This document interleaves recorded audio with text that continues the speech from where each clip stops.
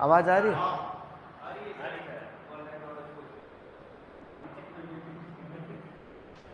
कहाँ रजिस्टर कहाँ है आपका? नोट्स?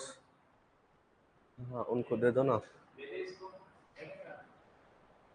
अच्छा अपन क्या डिस्कस कर रहे थे?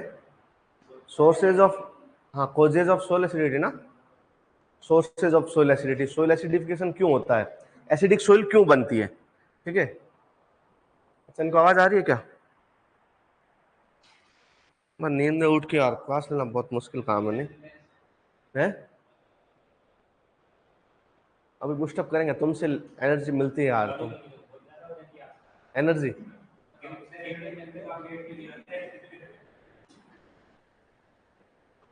अच्छा अब नोट्स दे दो उनको, मन नहीं लग रहा उनका बिना notes. Okay, causes of soil acidity पढ़ रहे थे। सोइल एसिडिफिकेशन क्या होता है? सोइल एसिडिफिकेशन का मीन होता है हाइड्रोजन आयन की कंसंट्रेशन इंक्रीज हो जाना। किसके अंदर? सोइल सॉल्यूशन के अंदर। अच्छा एसिडिफिकेशन में मैंने टाइप ऑफ सोइल एसिडिटी पढ़ा था। There are 3 type of soil acidity, active acidity, exchangeable and residual acidity. अच्छा एक्टिव एसिडिटी कौन सी होती है? हाइड्रोजन आयन इफ सॉल्यूशन में प्रेजेंट है तो वो एक्टिव एसिडिटी। सोइल के पार्टिकल्स पे एक्सचेंजेबल एसिडिटी, और यदि सोइल के अंदर है, यदि सोइल के सिस्टम के अंदर या सोइल पार्टिकल्स के अंदर यदि उसके इंटरलेयर में प्रेजेंट है तो रिजर्व एसिडिटी। और तीनों को मिला के कौन सी एसिडिटी होती है? Total acidity. अब सोइल कोई एसिडिक है, किसी सोइल का नेचर एसिडिक हो गया, अम्लीय हो गया, पीएच 7 से बिलो हो गया, तो इसके क्या क्या कॉजेज हो सकते हैं, क्या क्या रीजन हो सकते हैं, क्या क्या इसके फैक्टर्स हो सकते हैं जो सोइल को एसिडिक बनाते हैं। तो कोई भी सोइल या कोई भी सोइल का यदि उसका कैरेक्टर चेंज हो रहा है, प्रॉपर्टी चेंज हो रही है, तो सबसे पहले रेस्पॉन्सिबल फैक्टर जो होता है वो कौन सा होता है? वो होता है क्लाइमेट। क्या होता है? क्लाइमेट। कभी भी किसी भी इंसान को भी बदलने के लिए, अच्छा मुझे बताओ सोइल एसिडिक हो गई तो बहुत सारे बच्चे बताते हैं कि पेरेंट मटेरियल की वजह से हुई, कि मान लो एसिडिक पेरेंट मटेरियल है तो बनने वाला उसका जो सोइल होगी वो भी कैसी होगी? एसिडिक होगी। लेकिन ऐसा होता नहीं है। पेरेंट मटेरियल यदि एसिडिक हो, लेकिन यदि उसको वहां का जो क्लाइमेट है वो क्लाइमेट ऐसा हो जिससे एसिडिफिकेशन नहीं होता हो, तो जरूरी नहीं हो एसिडिक सोइल बनेगी। तो प्राइम या प्राइमरी जो रेस्पॉन्सिबल फैक्टर है या सबसे ज्यादा इंपॉर्टेंट फैक्टर है वो आपका कौन सा है? क्लाइमेट। तो फर्स्ट नंबर पे लिखिए क्लाइमेट। हेडिंग लगाइएगा कॉजेज ऑफ सोइल एसिडिटी।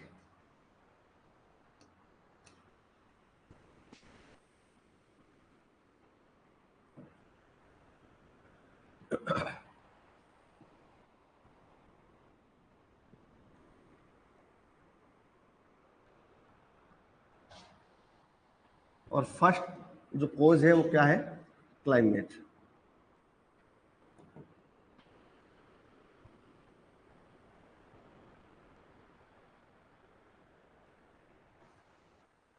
अच्छा क्लाइमेट कैसे रेस्पॉन्सिबल है सोइल को एसिडिक करने के लिए? तो मान लीजिए एक सोइल है और वहां का जो क्लाइमेट है वो बहुत ज्यादा ह्यूमिड है। कैसा है? Humid climate. अच्छा ह्यूमिड क्या होता है और एरिड क्या होता है? एक क्लाइमेट होता है ह्यूमिड और एक होता है एरिड। क्या होता है? ये तो हिंदी मीन हो गया ना, मैं पूछ रहा हूँ एरिड होता क्या है एक्चुअल में, और ह्यूमिड क्या होता है?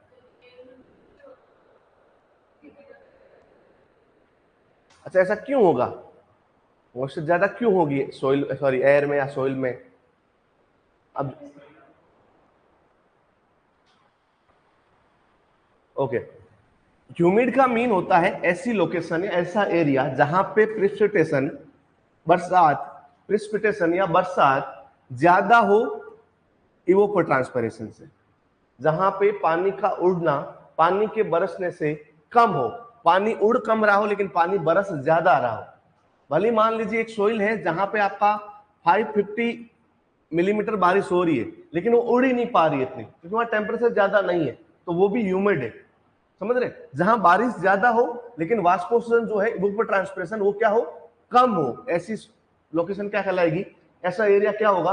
ह्यूमिड होगा। और जहां पे इवोपर ट्रांसपिरेशन मतलब पानी का उड़ना सोइल से वो ज्यादा होता हो लेकिन प्रेसिपिटेशन या फिर बारिश जो है वो क्या होती हो, रेनफॉल होती है, क्या होती हो? कम होती हो। क्या कहलाएगा? एरिड कहलाएगा।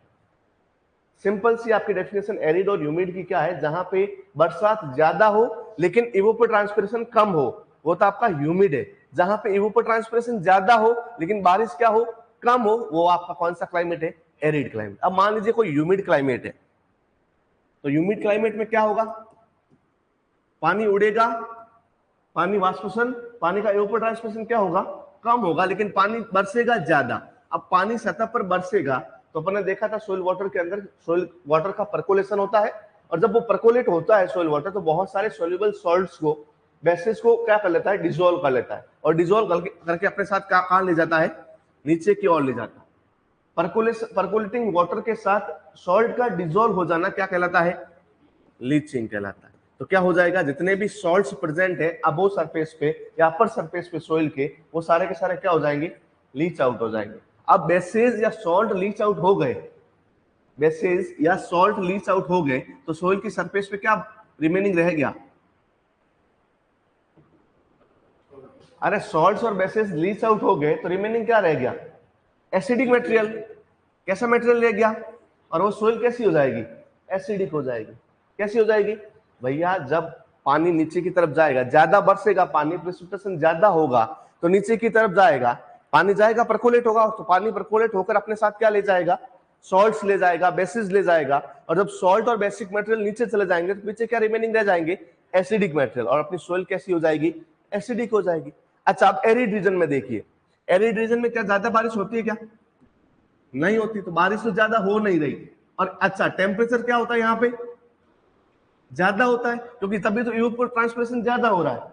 अब ऐसी कंडीशन में जो नीचे सोइल के, सब सोइल के अंदर जितने भी अपने सॉल्ट है, वो सॉल्ट वाटर के साथ डिसॉल्व होकर इस इवेपोरेटिंग वाटर के साथ कहां आ जाते हैं? सरफेस तक। लेकिन सरफेस पे आते ही इस वाटर का जो कन्वर्जन है वो किस में हो जाता है? वेपर में हो जाता है। अच्छा, वेपर के पास इतनी पावर नहीं होती कि वो सॉल्ट को होल्ड करके ऊपर की तरफ ले जाए, तो सॉल्ट सारे के सारे कहां रह जाएंगे? सरफेस पे रह जाएंगे। और पानी कहां इवेपोरेट हो जाएगा? एटमॉस्फेयर में इवेपोरेट हो जाएगा। तो सारे सॉल्ट कहां जमा हो गए? सतह पर। और सोइल कैसी बन गई?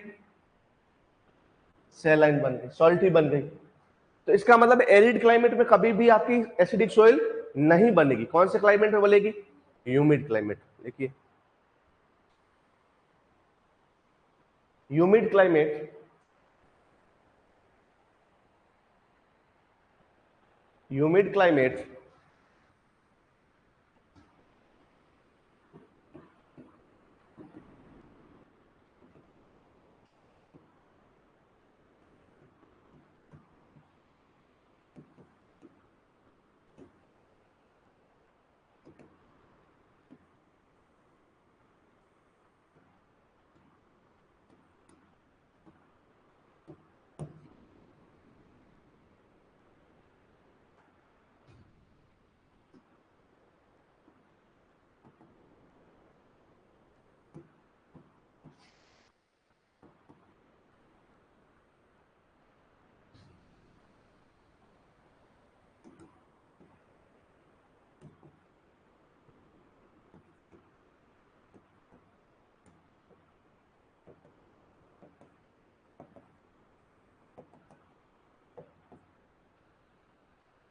humid climate responsible for leaching of bases or salts, and leaching of bases is primary process of soil acidification. soil acidification की सबसे पहली प्रोसेस ये है लीचिंग हो जाना। और लीचिंग किसका? बेसिस का और सॉल्ट्स का। सोयल सिस्टम में 2 प्रकार के पार्टिकल्स होते हैं, 2 प्रकार के कंपाउंड्स होते हैं, 2 टाइप के आपके केमिकल्स होते हैं। एक जो बेसिक मटेरियल, बेसिक नेचर के होते हैं, सोइल को बेसिक नेचर का बनाते हैं। एक एसिडिक नेचर के होते हैं, सोइल को एसिडिक बनाते हैं। बट जब परकोलेटिंग वाटर अपने साथ नीचे की तरफ जाता है तो मोस्ट ऑफ चांसेस में वो बेसिक मटेरियल, क्योंकि वो इजीली डिजोल्वेबल होते हैं, इजीली सॉल्युबल होते हैं, तो वो अपने साथ क्या करते हैं? उनको डिजोल्व करके कहां ले जाते हैं? सब सोइल में ले जाते हैं। अब ऐसी कंडीशन के अंदर जो पीछे सोइल, अपनी जो अपर सोइल है, उसमें रिमेनिंग क्या रह जाता है?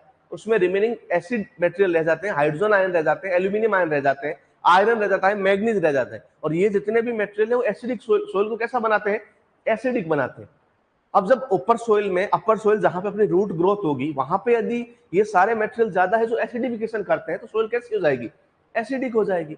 और इस एसिडिक सोइल बनाने के लिए कौन सा क्लाइमेट रेस्पॉन्सिबल है? ह्यूमिड। एरिड रेस्पॉन्सिबल नहीं है, क्योंकि एरिड में इवेपोरेशन ज्यादा होता है, इवेपोट्रांसपिरेशन ज्यादा होता है, लेकिन प्रेसिपिटेशन क्या होता है? बरसात क्या होती है? कम। अब जब पानी कम आएगा तो बेसिस को डिजोल्व करके नीचे कम ले जाएगा, और जब कम ले जाएगा तो सतह पर क्या रह जाएंगे? बेसिस रह जाएंगे, सॉल्ट रह जाएंगे, और रह जाएंगे तो अपनी सोइल एसिडिक नहीं होगी। इसलिए आप देखिए राजस्थान में आपको कहीं एसिडिक सोइल नहीं मिलेगी, सबका पीएच 7 से अबव। आप कहीं की भी सोइल टेस्ट कर लीजिए, बारिश क्या होती है? कम, और यूपी ट्रांसमिशन क्या होता है? ज्यादा होता है। लेकिन आप जाइए ईस्टर्न अपना इंडिया में, तो ईस्टर्न इंडिया में जाएंगे आप, अरुणाचल प्रदेश में जाएंगे आप, आसाम में जाएंगे आप, मिजोरम मणिपुर में जाएंगे, त्रिपुरा में जाएंगे, वहां लगभग 90 to 95% वहां की सोइल है वो एसिडिक है। क्यों है? क्योंकि क्लाइमेट वहां का कैसा है? ह्यूमिड है। बारिश वहां क्या होती है? ज्यादा होती है। अब जब बारिश ज्यादा होगी तो सारे के सारे सॉल्ट क्या हो जाएंगे? लीच आउट हो जाएंगे। सारे के सारे सॉल्ट क्या हो जाएंगे? लीच आउट हो जाएंगे। कपड़ा होता है, कपड़ा देखा है? हाँ, रुमाल लेना, एक गिलास के ऊपर बांध देना, ऊपर नमक डालना। क्या डालना? नमक, सॉल्ट है। उसके बाद में इसके ऊपर पानी डालना, और धीरे धीरे उस नमक को पानी के साथ बहते देना। आप देखेंगे धीरे धीरे वो नमक घुल के कपड़े के अंदर से होकर कहां चला जाएगा? नीचे ग्लास के अंदर इकट्ठा हो जाएगा।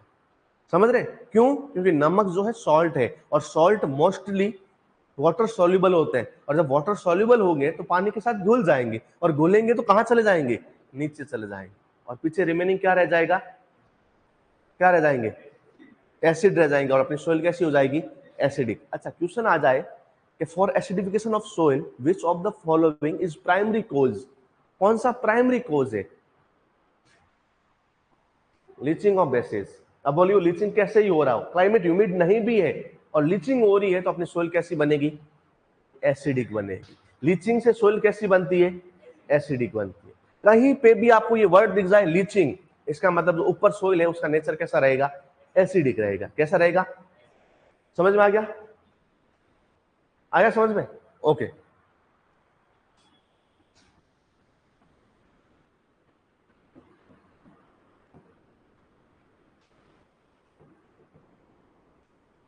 फर्स्ट कोई भी आदमी बिगड़ता है या सुधरता है, उस पर क्लाइमेट का होता है सबसे ज्यादा इफेक्ट, लेकिन उसके बाद में उसके मम्मी पापा का इफेक्ट होता है, पेरेंट मटेरियल का, पेरेंट्स का। क्यों? यदि पेरेंट्स सही से उनको ट्रीट करते, सही से संभाल लेते, तो अपनी सोइल कैसी नहीं होती? एसिडिक नहीं होती। अब पेरेंट खुद एसिडिक नेचर के हैं, पेरेंट मटेरियल खुद एसिडिक नेचर का है, तो बनने वाली सोइल भी कैसी होगी? एसिडिक। लाइक ग्रेनाइट, अपन एक रॉक पढ़ी थी। कैसी रॉक थी? इंट्रूसिव रॉक थी, प्लूटोनिक रॉक थी, और कैसी नेचर की थी? एसिडिक। क्यों थी एसिडिक? क्योंकि इसके अंदर more than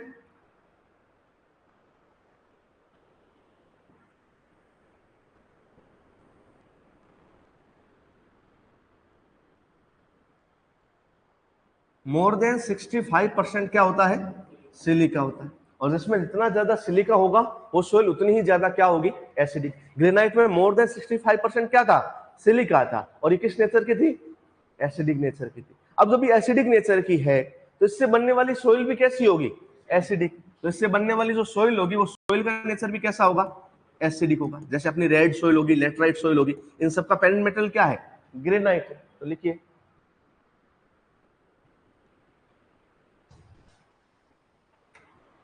if parent material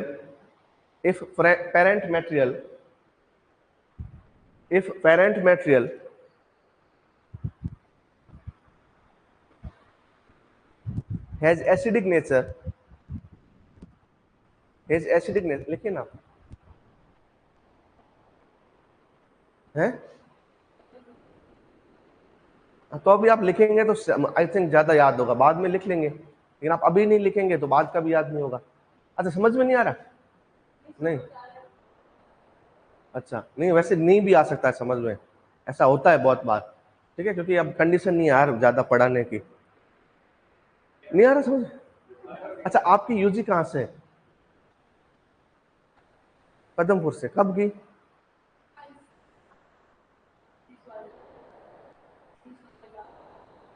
fees वाली 12 से। अच्छा, अभी की आपने 2023 में? अच्छा, एग्रोनॉमी कौन पढ़ाते थे? प्रिया मैम। एग्रोनॉमी कौन पढ़ाते थे? प्रिया मैम, प्रिया नागर। अच्छा, बढ़िया। जगन्नाथ यूनिवर्सिटी, जयपुर। ओ नाइस, बढ़िया। तो अच्छा, आपको समझ में आ रहा है? अपन देखो पढ़ रहे हैं एसिडिक सोइल, ऐसा है कि बीच में से जुड़ते हैं ना तो अपन को बहुत बार समझ में नहीं आता। अब इन लोगों को क्या मैंने पैसे दे रखे हैं तो ये समझ में आ रहा है, देखो ये बोलते हैं, इसको भी दे रखे हैं तो ये क्या है कि हाँ बोल देते हैं। अभी तुम नए जुड़े हो तो तुम्हें पता नहीं है मेरा क्या सिस्टम है, मैं क्या पैसे पीछे से पैसे पकड़ा देता हूँ क्या है। हाँ अब तुम लोगों को भी दे देंगे 2-3 दिन में, तुम भी बोला सब समझ में आ रहा, ठीक है। अभी 1-2 दिन में आपको नहीं भी आ सकता, ठीक है। बाकी क्या है, मेरी अभी क्लास थी पहले, उस क्लास में मैं आया नहीं। अच्छा रीजन क्या होगा, ये सारे सोच रहे हैं सर का एक्सीडेंट हो गया होगा, पता नहीं सर कहाँ रह गए, सर तो आज तक नहीं आते। और रियल में रीजन क्या था, मैं सो गया था, ठीक है। तो ये अपने कोई ज्यादा मतलब लेवल के अपने पंगे हैं नहीं जीवन में, 2-3 पंगे, खाना खाते खाते भूल जाता हूँ कौन उठाना, या फिर सोते सोते भूल जाता हूँ। तो अभी क्या नींद से उठ के आया हूँ जस्ट, तो हो सकता है तुम्हें, मुझे खुद को नहीं समझ में आ रहा कि मैं क्या पढ़ा रहा हूँ, ठीक है। तो हो सकता है आपको नहीं समझ में आए तो कोई दिक्कत नहीं, लेकिन लिखिए क्या कि अब मैं समझा दूंगा और कल को आपको कोई बात याद रह गई तो आप बोलेंगे सर आपने समझाया था उस दिन। यदि आपके पास लिखा होगा तो आप प्रूफ लिखेंगे, सर देखो ये आपने लिखवाया था। आप लिखेंगे भी नहीं और कोई गलत कर देंगे क्वेश्चन तो आप मेरे साथ कैसे बहस करेंगे, बहस तो करनी है ना कल को। हाँ क्योंकि मैं गलत पढ़ाऊंगा आपको भी पता है, अब गलत पढ़ाऊंगा और आपके पास प्रूफ नहीं है लिखा हुआ, ये तो हम डिलीट भी कर सकते हैं ना भाई। इसलिए आप लिखिए, फर्स्ट क्लास से लिख रहे हैं, इनको मेरे को भरोसा नहीं है इसलिए लिख रहे हैं, देखो कॉपी भर दी पूरी, ठीक है। इतना यकीन मत कीजिए मैं गलत पढ़ाता हूं, तो लिखिए आप, ठीक है, लिखिए, प्रैक्टिस होगी, कोई दिक्कत नहीं, बाद में जब वो लिखना होगा तब वो लिख लेंगे। अच्छा अपन बात कर रहे हैं parent material. If parent material has acidic nature, तो बनने वाली जो सोइल होगी, soil from these type of parent material also acidic in nature. तो लिखिए if parent material has acidic nature, soil formed from soil formed from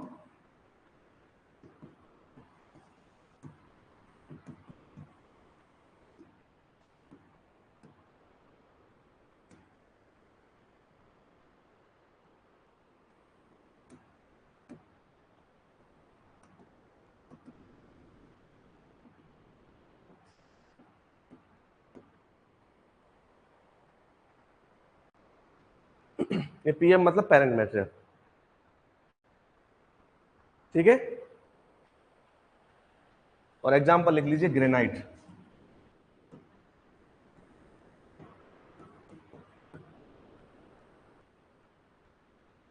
granite से बनने वाली सारी की सारी सोइल भी अपनी कैसी होगी, एसिडिक नेचर की होगी। जैसे रेड सोइल है, लेटराइट सोइल है, इनका पेरेंट मटेरियल ग्रेनेशियस रॉक से, और ये ग्रेनेशियस रॉक से बनने वाली जितने भी सोइल है उसका नेचर भी कैसा है, कैसा है, एसिडिक। आगे थर्ड नंबर पे, फर्स्ट नंबर क्लाइमेट था, second number parent material, and third number most important जो फैक्टर है वो आपका वो क्या है, क्या, इरिगेशन, सही बोल रहे ना, हाँ इरिगेशन। देखो इरिगेशन का कुछ ज्यादा रोल है नहीं, अपन इरिगेशन अनएसेंशियल करते नहीं है। अपन इरिगेशन का मतलब क्या है, requirement of plant, water requirement of plant, जितनी वाटर की रिक्वायरमेंट है वो अपन आर्टिफिशियल तरीके से दे रहे हैं, उसको तो इरिगेशन बोलते हैं।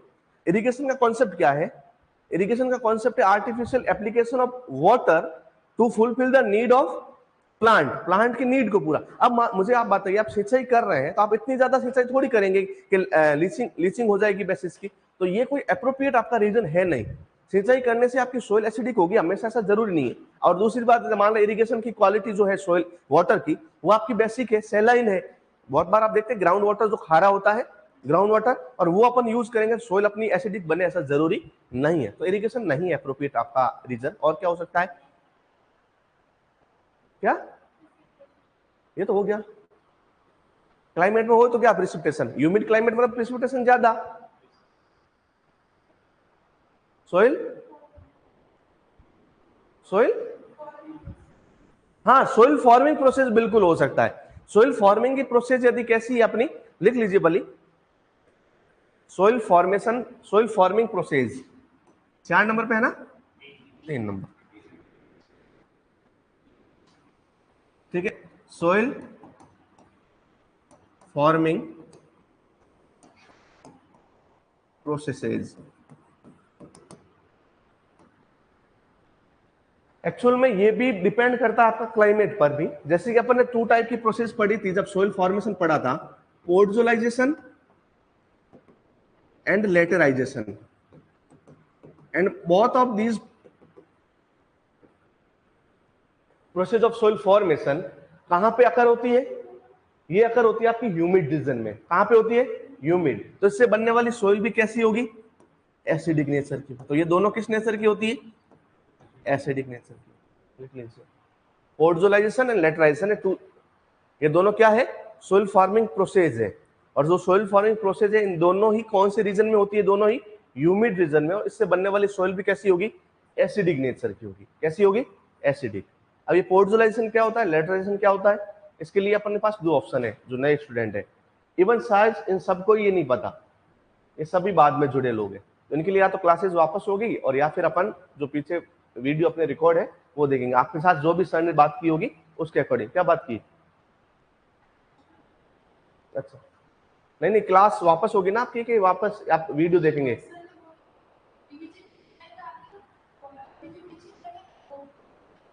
हाँ, तो दोनों आपके पास दोनों ऑप्शन आगे, रिवीजन भी होगा एक बार और एक बार आप ये वीडियो भी देख सकते हैं। तो पोर्टोलाइजेशन और लेटराइजेशन दोनों वहां समझा रखे हैं। हाँ बस बढ़िया, ये भी ठीक है। तो podzolization and laterization both are process of soil formation या सोइल फॉर्मिंग प्रोसेस है। और इन दोनों से बनने वाली सोइल जो होगी वो किस नेचर की होगी? एसिडिक। अच्छा, पोर्टोलाइजेशन से कौन सी सोइल बनती है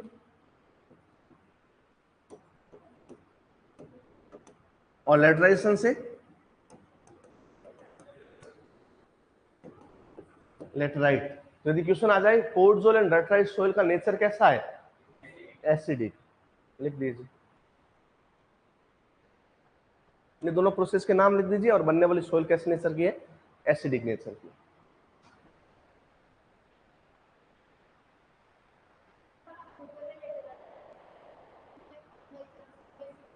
नहीं, हाँ आप है ना, मतलब अब यहाँ दिक्कत एक और है। लेटराइजेशन जिस पेरेंट मेटेरियल पे होती है वो उसका नेचर बेसिक है, लेटराइट सोइल का नेचर बेसिक नहीं है। समझ रहे मेरी बात? जो जिस सोइल में या जिस पेरेंट मेटेरियल में, पेरेंट मेटेरियल जो है अपना लेटराइजेशन प्रोसेस का, वो कैसा है? बेसिक है। लेकिन जो बनने वाली सोइल है इससे, क्योंकि होगा क्या, ह्यूमिड क्लाइमेट है तो लीचिंग होगा। और वहां मैंने लिखवा भी रखा है, लीचिंग किसका होता था? सिलिका का लीचिंग होता था। लेटराइजेशन में किसका लीचिंग है? सिलिका का। अब सिलिका लीच आउट हो जाएगा, पीछे सेक्सी ऑक्साइड रहेंगे। और सेक्सी ऑक्साइड क्या होते हैं? आयरन और एल्यूमिनियम के ऑक्साइड्स। और आयरन और एल्यूमिनियम के ऑक्साइड किस नेचर के होंगे? एसिडिक नेचर के होंगे। किस नेचर के? एसिडिक। तो वहां क्या बन रहा है? एसिडिक सोइल बन रही है। लेटराइट सोइल का भी पीएच कितना होता है? 7 से बिलो होता है, 7 से अबव नहीं होता। तो laterite soil as well podzol soil both are acidic in nature, acidic होती है नेचर की। यदि आप वहां पे ऐसा लिखवाएगा मैंने, बनने वाली सोइल एसिडिक नेचर की होती है। हाँ, वहां जिस पेरेंट मेटेरियल पे, ये ध्यान रखना, पोर्टोलाइजेशन जो होती है वो होती है एसिडिक पेरेंट मेटेरियल पर, लेकिन लेटराइजेशन जो होती है वो बेसिक पेरेंट मेटेरियल। लेकिन बनने वाली दोनों ही सोइल एसिडिक, क्योंकि मैंने क्या बोला, लीचिंग जहां पे भी आए बनने वाली सोइल कैसी होगी? एसिडिक। इसमें भी लीचिंग हो रहा है, दोनों में क्लाइमेट कैसा है? ह्यूमिड। दोनों में क्या हो रहा है? लीचिंग। तो बनने वाली सोइल कैसी होगी? एसिडिक होगी। ठीक है, ये लिख लीजिए।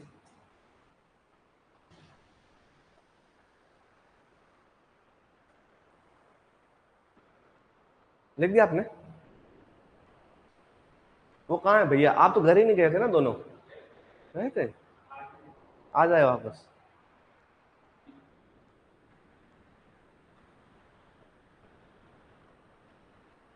तो आपने ऑनलाइन शुरू कर दिया ऐप? अच्छा, हॉस्टल में आप फोन कहाँ से मिलेगा? आपने कर दिया शुरू? नहीं। हाँ, फिर तो यार मैं भी सपोर्ट नहीं करूंगा। हाँ, मैं कोई ये नींद वींद छोड़ के तुम्हारे लिए नहीं आ रहा था। हाँ, ऐसा नहीं है मैं नींद छोड़ के आ रहा हूँ और वो प्री पीजी वालों को सिलेक्शन करवाना है। ठीक है, अपना पैसा अपना सपना, मनी मनी वाली बात है। ठीक है, तो मैं सिर्फ यहाँ पैसा, फीस जमा करवाइए यार आप, ऐसे नहीं चलेगा। ठीक है। अच्छा, 4 नंबर पे अपना जो इंपॉर्टेंट फैक्टर है वो है सोइल ऑर्गेनिक मैटर। क्या है? Soil organic matter. जब अपन किसी भी सोइल में ऑर्गेनिक मैटर ऐड करेंगे और जितना ज्यादा सोइल ऑर्गेनिक मैटर होगा, तो ऑर्गेनिक मैटर का जब डिकम्पोजिशन होता है, क्या होता है? डीकंपोजिशन। और डीकंपोजिशन का जो फाइनल प्रोडक्ट है, अंतिम उत्पाद जो है, फाइनल प्रोडक्ट है, वो आपकी गैस है, उस गैस का नाम है CO2। क्या नाम है? Each type of organic matter यदि फाइनली डिकम्पोज हो गया है तो 2 टाइप के मैटेरियल बनाएगा, CO2 एंड H2O। और ये जो CO2 है वो एक गैस है, और ये CO2 गैस जो है H2O के साथ रिएक्ट करके, किसके साथ रिएक्ट करके? H2O, वाटर मॉलिक्यूल्स के साथ रिएक्ट करके एक एसिड बनाता है। उस एसिड का नाम है H2CO3, और इसको क्या बोलते हैं? Carbonic acid. कौन सा एसिड? Carbonic acid. और ये कार्बोनिक एसिड है, किस नेचर का है? एसिडिक नेचर का। और ये जितना ज्यादा प्रोड्यूस होगा, सॉइल भी अपनी कैसी होगी? एसिडिक। इवन फाइनल डिकम्पोज नहीं हुआ है, अपना पार्शियल डिकम्पोजिशन हुआ है, बहुत कम डिकम्पोज हुआ है अपनी सॉइल। सॉइल का ऑर्गेनिक मैटर कैसा हुआ है? पार्शियल डिकम्पोज, मतलब पूरा का पूरा डिकम्पोज नहीं हुआ। और ऐसी कंडीशन में भी बहुत सारे क्या बनते हैं?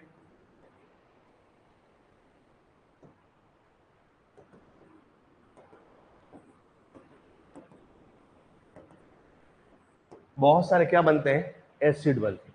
यदि फाइनल डिकम्पोजिशन हो गया तो CO2 बनेगा। ये रिमेनिंग जो H2O है सोइल में, उसके साथ रिएक्ट करके क्या बनाएगा? H2CO3, carbonic acid. उससे सोइल का नेचर कैसा हो जाएगा? एसिडिक। और मान लीजिए ऑर्गेनिक मैटर का फाइनल डिकम्पोजिशन नहीं हुआ है, पार्शियल हुआ है, तो उससे भी क्या बनेंगे? बहुत सारे एसिड बनेंगे। और उस एसिड से भी क्या होगा? सोइल का नेचर एसिडिक होगा। कैसा होगा? तो ऑर्गेनिक मैटर डालने से सोइल का नेचर कैसा होता है? एसिडिक होता है। अब एसिडिक होता है तो क्या इसको एसिडिक सोइल के रिक्लेमेशन के लिए यूज ले सकते हैं? एसिडिक सोइल को सुधारना है तो अपन ऑर्गेनिक मैटर यूज ले सकते हैं क्या? नहीं ले सकते। अरे भैया एसिडिक है पहले से सोइल, अब उसको सुधारने के लिए और ऑर्गेनिक मैटर मिलाएंगे तो सोइल और भी ज्यादा क्या होगी? एसिडिक। इसलिए ऑर्गेनिक मैटर सोइल रिक्लेमेशन नहीं होता, एसिडिक सोइल का रिक्लेमेशन नहीं होता। तो अपन बेसिक सोइल को, एसिडिक एल्कलाइन सोइल को सुधार सकते हैं क्या इससे? बिल्कुल। एल्कलाइन सोइल का नेचर क्या है? pH मोर देन 7 है। और जब अपन इसमें सोइल ऑर्गेनिक मैटर डालेंगे तो सोइल का नेचर कैसा हो जाएगा? एसिडिक। और अपनी सोइल कैसी हो जाएगी? एसिड और बेस रिएक्ट करके न्यूट्रल हो जाएगी। कैसी हो जाएगी? तो लिखिए, due to decomposition of organic matter, due to decomposition of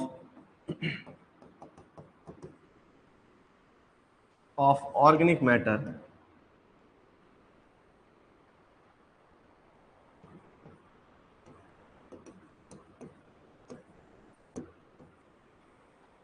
CO2 gas liberated, CO2 plus H2O react करके क्या बनाते हैं? H2CO3। क्या बोलते हैं इसको? Carbonic acid.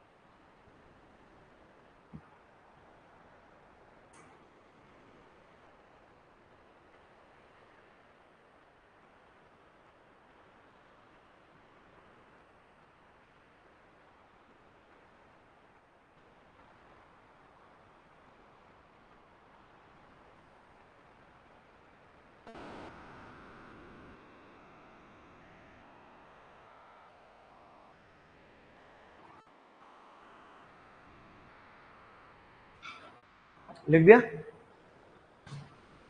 तो acidic, sorry, soil organic matter मिलाने से सोइल कैसी होगी?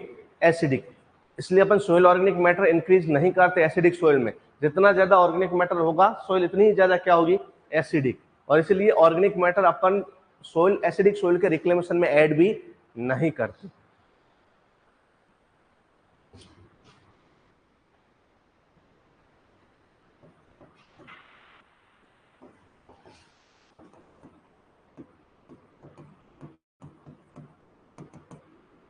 नेक्स्ट पॉइंट है यूज ऑफ एसिडिक फर्टिलाइजर्स।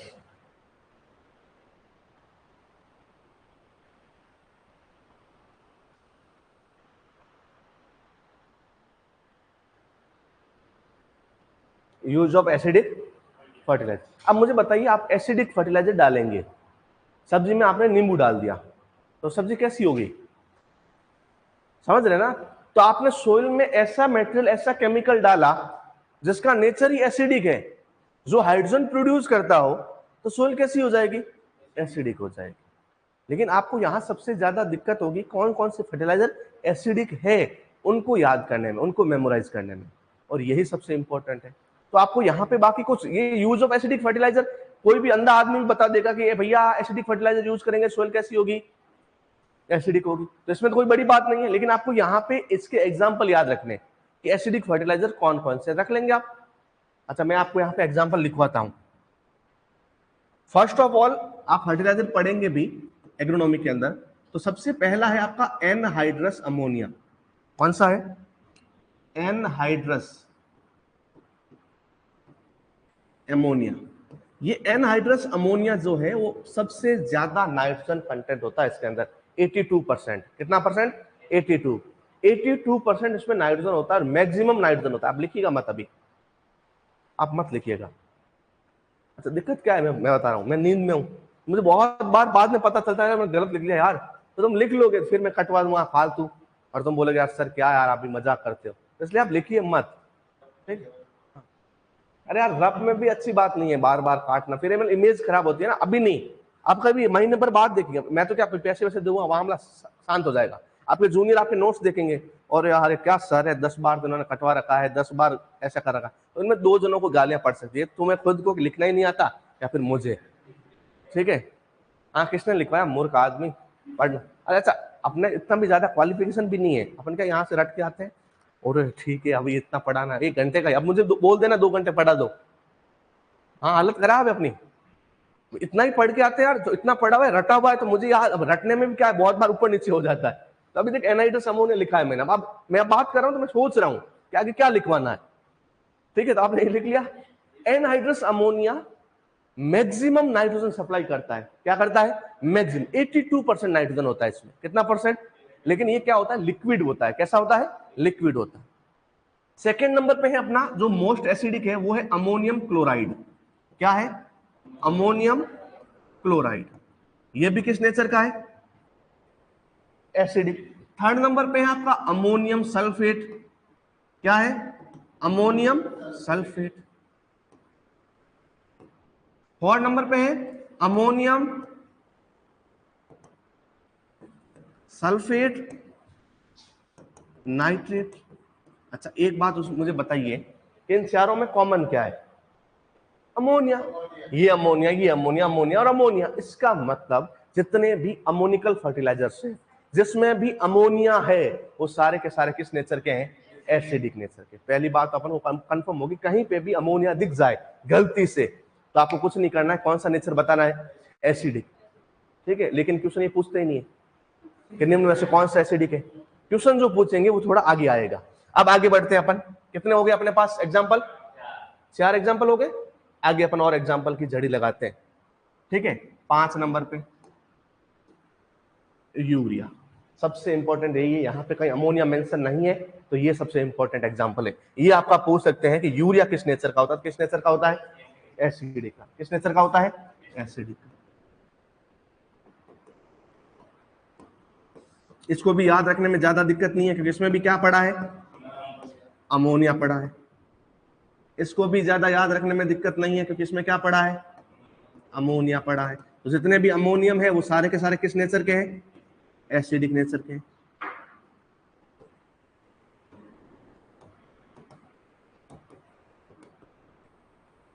इसको भी ज्यादा याद रखने की जरूरत नहीं, ये भी किस नेचर का है, तो इसके अंदर क्या पड़ा है, अमोनिया। ये 8 के 8 एग्जाम्पल आपके किसके हैं, एसिडिक नेचर के फर्टिलाइजर्स के। इनमें से कोई सा भी आप डालेंगे तो सोइल कैसी होगी आपकी, एसिडिक। अब दिक्कत ये है कि कौन सा कितना डालेंगे तब जाके सोइल एसिडिक होगी, या सबसे ज्यादा। मैंने तो आपको एक सीरीज लिखवाई, ये सीरीज भी घटते क्रम में है, सबसे ज्यादा इससे, फिर इससे, फिर इससे, फिर इससे, फिर इससे, फिर अच्छा ये थोड़ा उल्टा है, इसका ये ऊपर है और ये नीचे, लेकिन ये पूरा का पूरा सीरीज वाइज है कि कौन कितना एसिडिक करेगा। लेकिन ये तो मैंने रट रखा था अभी 15 मिनट पहले ही, समझ रहे हो। लेकिन तुम कैसे याद रखोगे, तो इसके लिए एक टर्म है, वो कौन सी टर्म है, वो है इक्विवेलेंट एसिडिटी। क्या टर्म है, इक्विवेलेंट एसिडिटी या एसिडिक इक्विवेलेंट। इक्विवेलेंट एसिडिटी या एसिड इक्विवेलेंट, ये आपको टर्म याद रखनी है। पहले इसको समझ लेते हैं होता क्या है। क्या है टर्म अपनी? एसिडिक इक्विवेलेंट और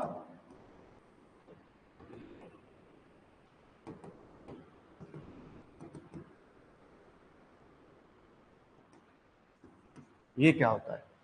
तो मैंने आपको जो 8 एग्जांपल लिखवाए वो सारे कौन से प्रकार के फर्टिलाइजर्स थे?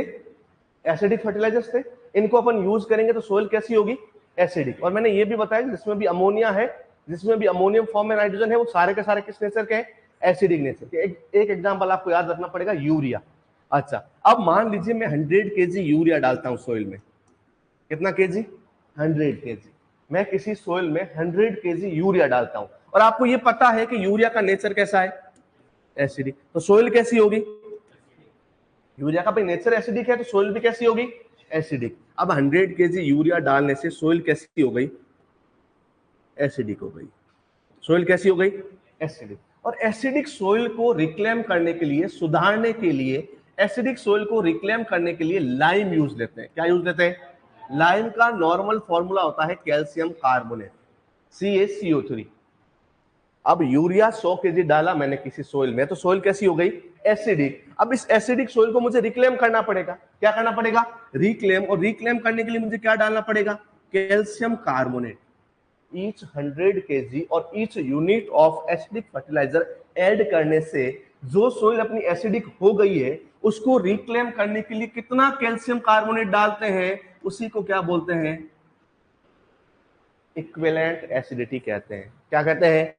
Equivalent acidity. वापस समझाऊं एक बार।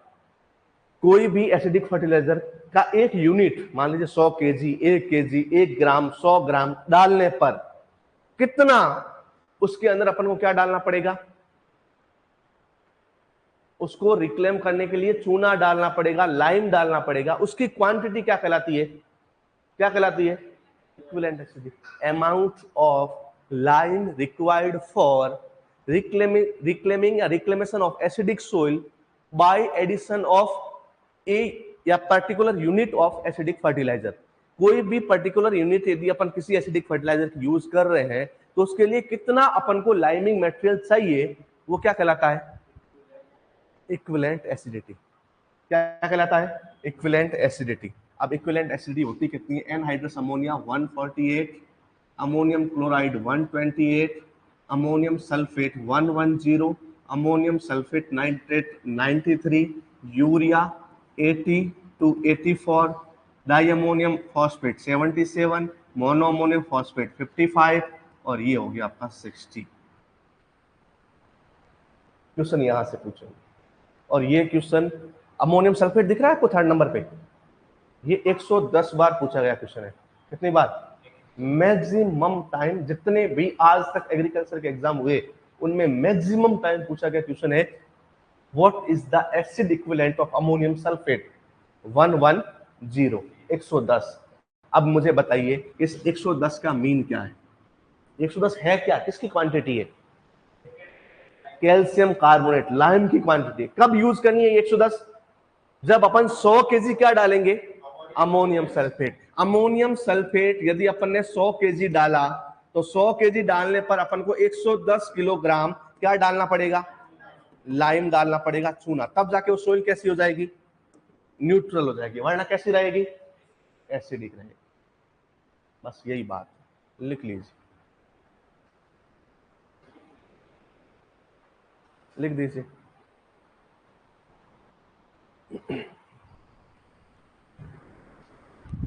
इनको पता है। तुम्हें भी यदि कभी चाय वाय पीने की इच्छा हो ना तो मेरे यहाँ थड़ी भी है चाय की, यही काल का मता रोड के खत्म होते ही। मैं पहले वहीं चाय बनाता था।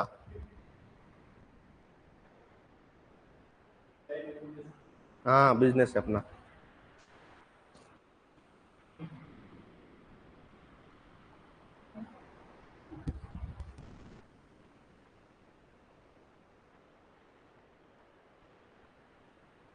ये पढ़ा तो पैसों के लिए रहे हैं, बाकी असली मेरा पैशन जो है ना वो चाय बनाना है।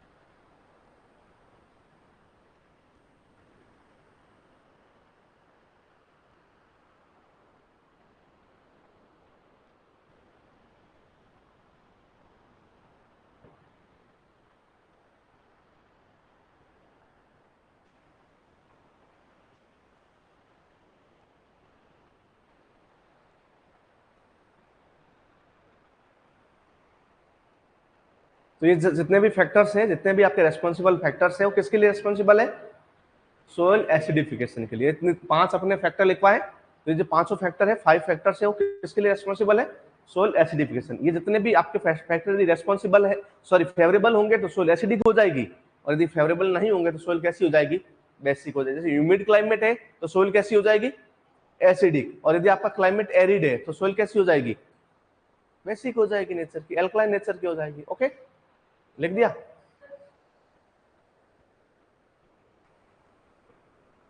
CO2 क्या क्या होगा?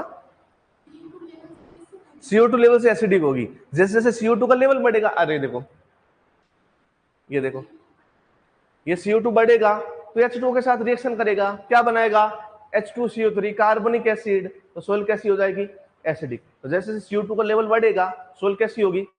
एसिडिक होगी। कैसी होगी? एसिडिक। और लिख लिया था आपने सारे? हाँ, कॉपी उल्टी कीजिए, कॉपी को उल्टा कर दीजिए और सामने देखिए एक बार। एनहाइड्रस अमोनिया 148, कितना?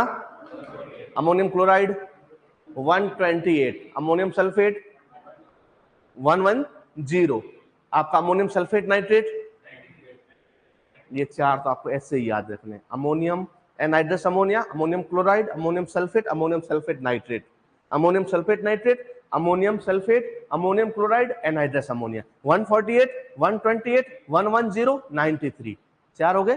फिर आएगा यूरिया 82, 84, मोस्ट इंपॉर्टेंट। इसमें ये भी पूछ सकते हैं which of the following is acidic fertiliser.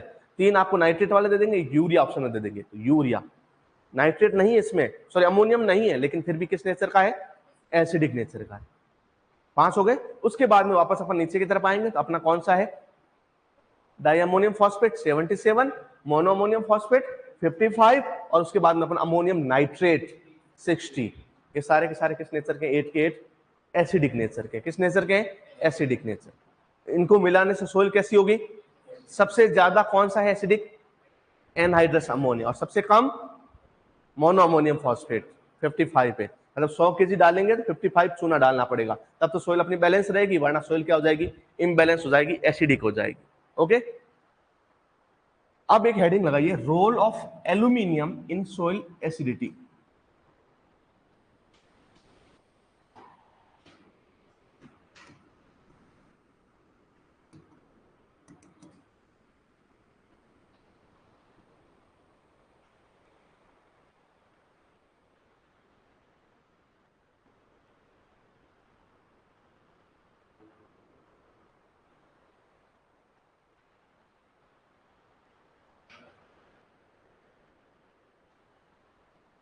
Role of aluminium Al in soil acidity. एक हाइड्रोजन मॉलिक्यूल, एक हाइड्रोजन मॉलिक्यूल जितनी सोइल को एसिडिक करता है, उसके कंपेयर में एल्यूमिनियम, उसके कंपेयर में एल्यूमिनियम लगभग कितना? 3 से 4% ज्यादा एसिडिक करता है। और समझिएगा कैसे। अच्छा, आप बहुत सारे लोगों को पता भी होगा कि अपना सोइल का जो अर्थ क्रस्ट है, अर्थ क्रस्ट, वो मेनली ऑक्सीजन का बना हुआ है, सिलिकॉन का बना हुआ है, एल्यूमिनियम का बना हुआ है। 46.6% क्या है?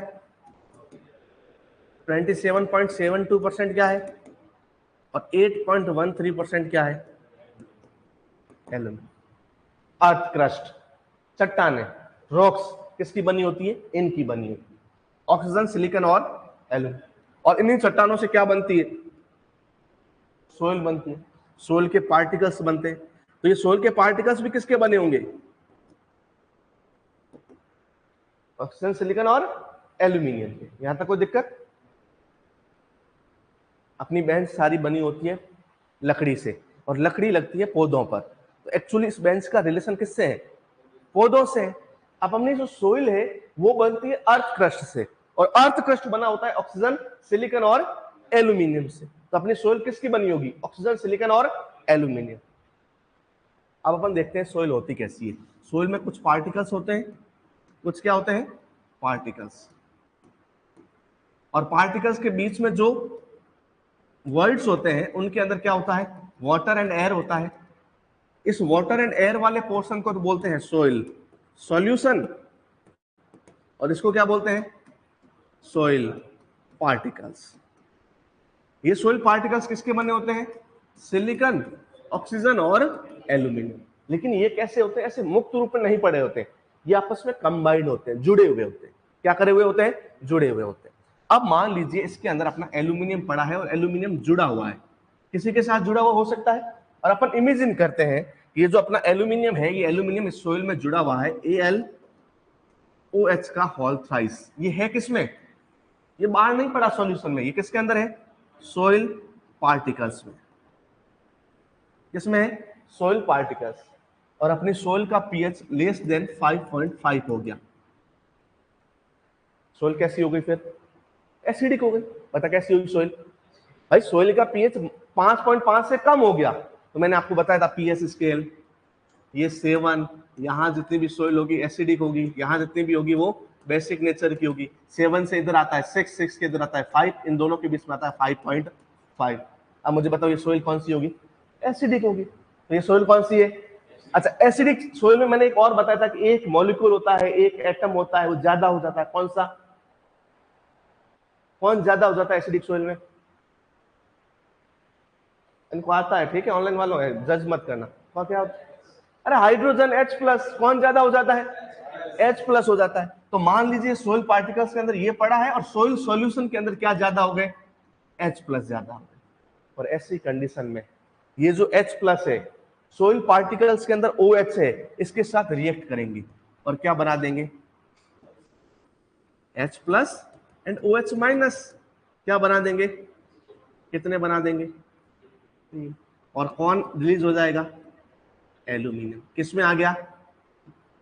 Soil solution. अच्छा, यहां तक तो आप सर वो ये बोलेंगे कि सर इससे सोइल एसिडिक कहां हुई? हुई क्या कभी एसिडिक? नहीं हुई ना। एल्यूमिनियम के आने से इवन हाइड्रोजन कम हुआ है। हाइड्रोजन किसमें बदल गया है? H2O। लेकिन असली कहानी यहां से शुरू होगी। अब ये भैया कहां आ गए? सॉल्यूशन में। अब देखो, पहले सॉल्यूशन में ओनली क्या पड़ा था, अब और कौन आ गया? हाइड्रोजन। सुनना मेरी बात। अब अपन ने क्या किया, मेरी सोइल एसिडिक है, 5.5 है इसका पीएच, तो मैं क्या करूंगा, मैं आऊंगा कि मैं इसमें अंदर क्या मिलाऊंगा? लाइम मिलाऊंगा। क्या मिलाऊंगा? लाइम। लाइम मिलाऊंगा क्यों? क्योंकि हाइड्रोजन ज्यादा है, ताकि मैं इसको क्या कर लूं? कम कर लूं। और ऐसी कंडीशन में जब हाइड्रोजन कम होने लगेंगे, ये जो एल्यूमिनियम है जो पहले कहां था? अरे तिहाड़ जेल में था भाई, ये जेल के अंदर। और इस जेल के अंदर बाहर लाने का काम किसने किया? हाइड्रोजन। 3 हाइड्रोजन के सैनिक बलिदान हुए, तब जाके एक एल्यूमिनियम कहां आया? बाहर आया। उपकार है इसके ऊपर ना, एहसान है ना, छुड़ा के लिया है ना बाहर लालू जी को। अब ले आएंगे तो लालू जी इनको क्या करेंगे? जब इनके ऊपर आपत्ति आएगी, विपत्ति आएगी, तब क्या आएंगे? रक्षा करने आएंगे। अब देखो, जब अपन ने लाइम मिलाया तो किसके ऊपर विपत्ति आई? हाइड्रोजन के। और ऐसी कंडीशन में जो सॉल्यूशन में एल्यूमिनियम पड़ा होता है, ये क्या करता है? ये H2O के साथ रिएक्ट करता है, बनाता है AlOH2+ हाइड्रोजन। अब ये हाइड्रोजन कहां गया? सॉल्यूशन में। और सोइल कैसी हो गई? वापस एसिडिक हो गई। पीएच बढ़ेगा क्या यहाँ पे? नहीं बढ़ेगा। मैंने बताया थी ना बफरिंग कैपेसिटी, ये देखो बफरिंग हो रहा है कि नहीं हो रहा? थोड़ा और अपन ने ऐसे ज्यादा लाइन मिलाया, ये भैया ने 2 H2O के साथ रिएक्ट कर लिया, और मिलाया तो कितने H2O के साथ? 3। और क्या बना दिया? AlOH का होल थ्राइस प्लस 3H+। अब ये वापस सोइल को क्या करेंगे? एसिडिक करेंगे। इनडायरेक्ट रोल कितना है एल्यूमिनियम का? है कि नहीं एसिडिक करने में सोइल को?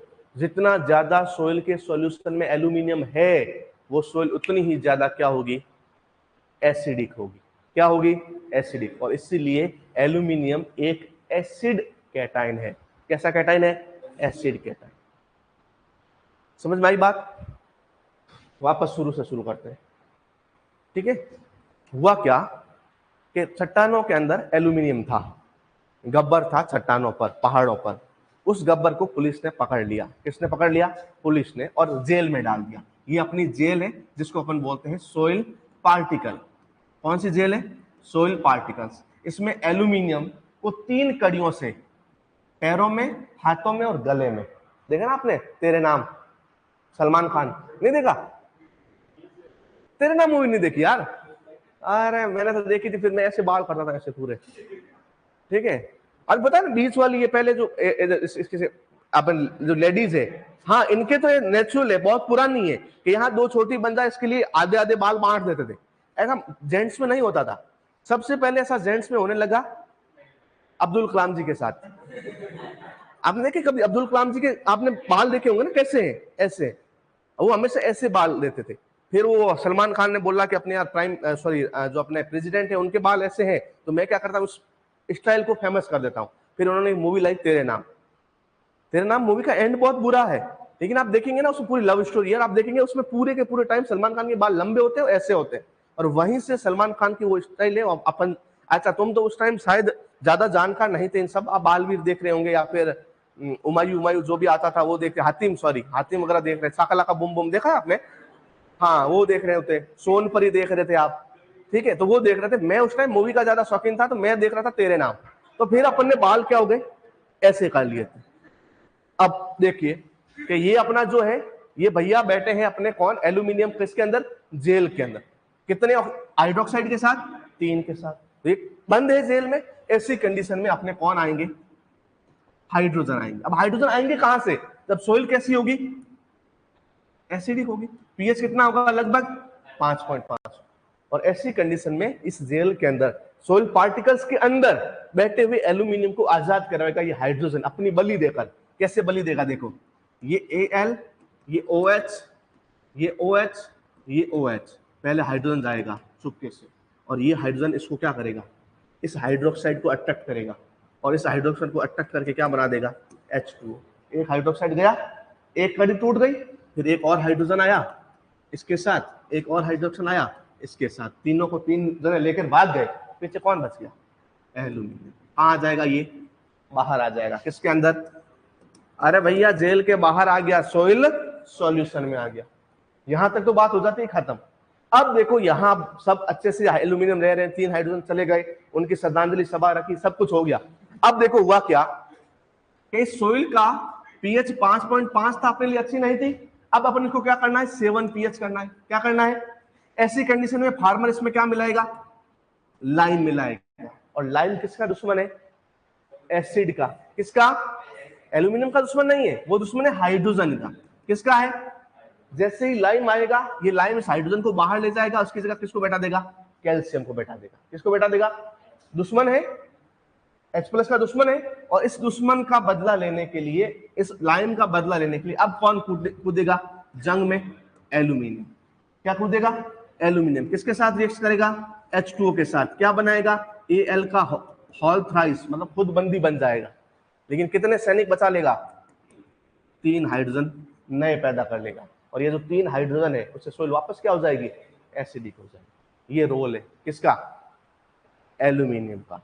तो aluminium is most important acidic cations present in soil solution as well as soil particles which hydrolyze H2O when lime is applied, और lime is applied in acidic soil। जब acidic soil में lime apply करते हैं उस समय hydrolyse हो जाता है, और हाइड्रोलाइज होकर खुद हाइड्रोक्साइड बनाता है, और H+ को कहां लिबरेट करता है, कहां रिलीज करता है, सोइल सॉल्यूशन में। और सोइल सॉल्यूशन का पीएच वापस क्या कर लेता है, कम, और इसी को बोलते हैं बफरिंग कैपेसिटी। क्या बोलते हैं, बफरिंग कैपेसिटी बोलते हैं।